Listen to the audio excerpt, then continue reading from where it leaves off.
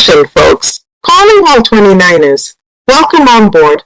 We have a thoughtful episode for you. Get ready for a riveting episode of GG Forever 29 Train.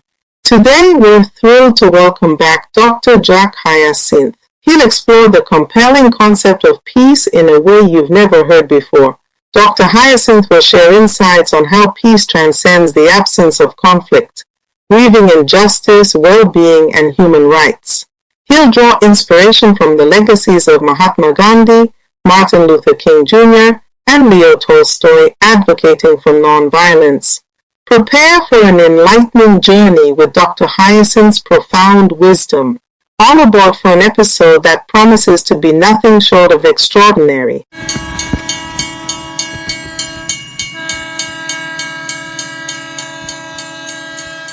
Dr. Hyacinth? Thank you, Gigi and Carl, for the warm welcome.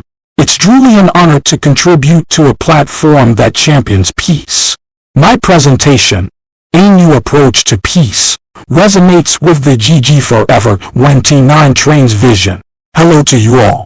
I'm always thrilled to join this vibrant community that is committed to enhancing our quality of life.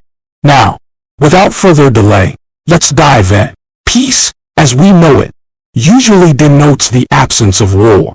Yet, philosophically, it encompasses not only the ditching of conflicts, but also justice and well-being. Moreover, human rights, in general, can be achieved by pursuing peace and tolerance.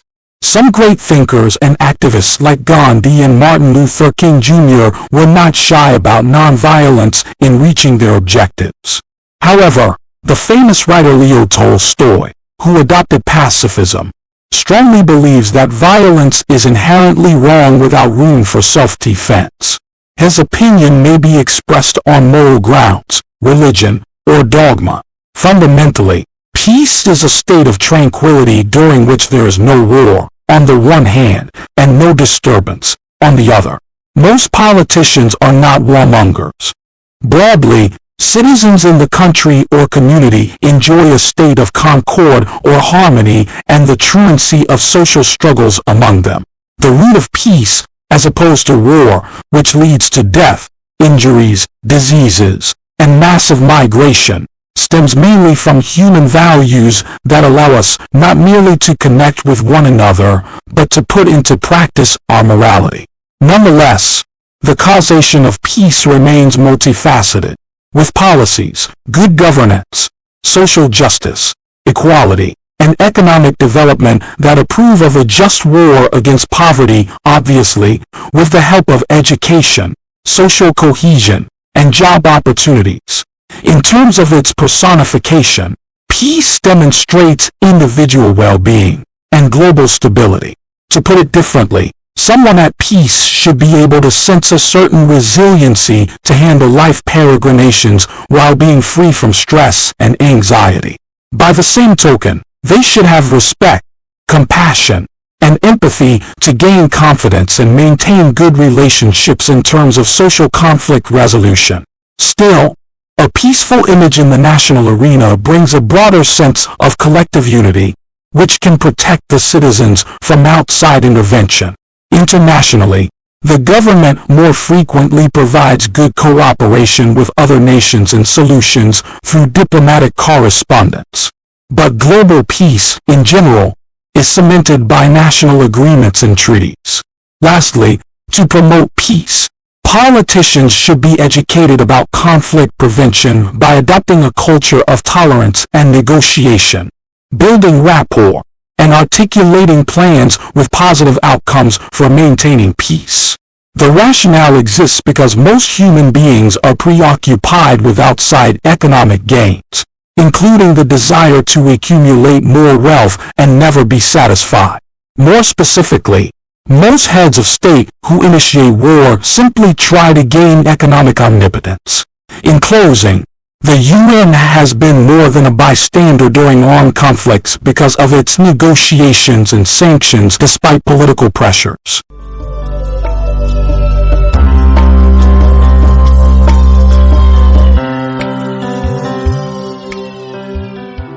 Thank you, Jack. That was a fantastic topic. I agree with your point that most politicians are not warmongers. Achieving peace and tranquility without war or disturbance is undoubtedly possible through human values, good governance, social justice, and economic development. As you said, pursuing peace demands conflict prevention, tolerance, and prioritizing positive outcomes over financial gains. Peace intertwines personal contentment, societal harmony, and international accord. It's an ongoing effort fueled by empathy and dedication. We must remember that our collective happiness relies on peaceful coexistence and nurturing the flame of hope, as Martin Luther King Jr. so powerfully inspired us. Gandhi's vision and philosophy are integral to the work of the United Nations. His ability to perceive the interconnectedness and unity between all things was genuinely remarkable. His use of peace, love, and integrity to end colonial rule in India is an inspiration. The great Russian writer Leo Tolstoy was an influential author, a genuine Christian, and a pacifist. As you mentioned, his ideas on nonviolent resistance profoundly impacted 20th century figures such as Mahatma Gandhi and Martin Luther King Jr. It is essential to continue having these conversations. Absolutely. Peace is crucial for our well-being, providing a solid foundation for societies to thrive and for individuals to discover inner harmony. Our common quest for peace brings us together, fostering a space where all can flourish. During challenging times, peace serves as a beacon of hope and solace. Dr. Hyacinth, I deeply value your profound wisdom. Your impassioned appeal for nations to come together in a persistent call for peace is undeniably inspiring.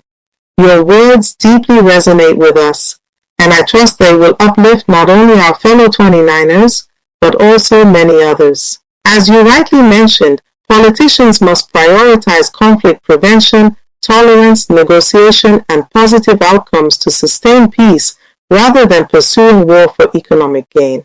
Widespread conflicts and violence have had profound, devastating effects on countless children, leaving them displaced, malnourished, out of school, and vulnerable to exploitation.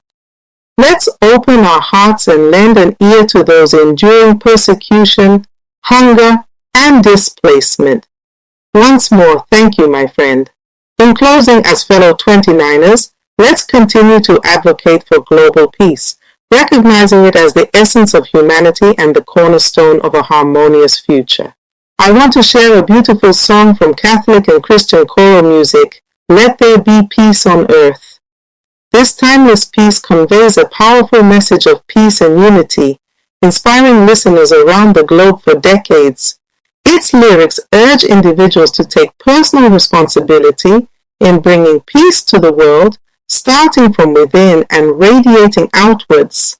It serves as a poignant reminder that each of us plays a role in shaping a more harmonious world. This inspirational song, written by Jill Jackson Miller and Cy Miller in 1955, continues to resonate. It advocates for world peace and understanding. Let's listen together and embrace its profound message, love and peace to all.